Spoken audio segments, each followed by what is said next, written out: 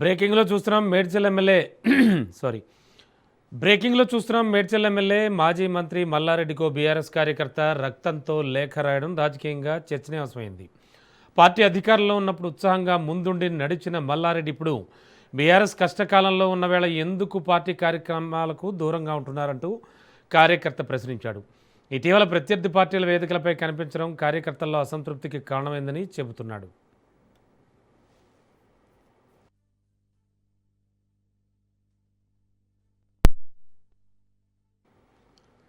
తన కోసం బీఆర్ఎస్ జెండాను మోసిన కార్యకర్తల విశ్వాసాన్ని దెబ్బతీస్తున్నారంటూ లేఖలో ఆవేదన వ్యక్తమైంది. డబ్బు అహంకారంతో కార్యకర్తలను ఉద్యోగుల్లో చూస్తూ పార్టీని బలహీనపరుస్తున్నారనే విమర్శలు కూడా వినబడుతున్నాయి. బీఆర్ఎస్ అంటే తెలంగాణ ఆత్మగౌరవానికి ప్రతీకని, అలాంటి పార్టీ సిద్ధాంతాలను అవమానించడం బాధాకరమని ఆ లేఖలో పేర్కొన్నాడు. కార్యకర్తలను మరిచిపోయిన నాయకులు చరిత్రలో కలిసిపోవడం తథ్యమని, అందుకే తన రక్తంతో ఈ లేఖ రాస్తున్నానని కార్యకర్త ఆవేదన వ్యక్తం చేశాడు.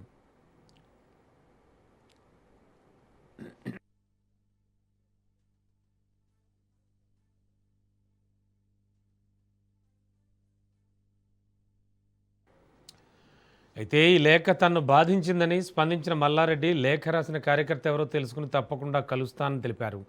తాను ఏ పార్టీలోకి వెళ్ళనని, బీఆర్ఎస్లోనే కొనసాగుతానని స్పష్టం చేశారు.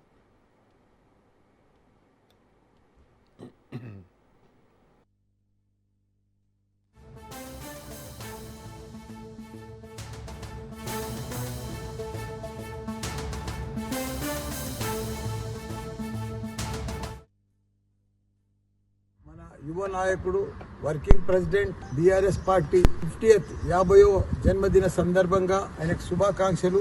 Many happy returns of the day. Happy birthday KTR గారు. ఆయన మంచిగా 125 ఏళ్లు బతకాలి, సక్సెస్ఫుల్ గా మంచిగా పోరాడుతున్నాడు.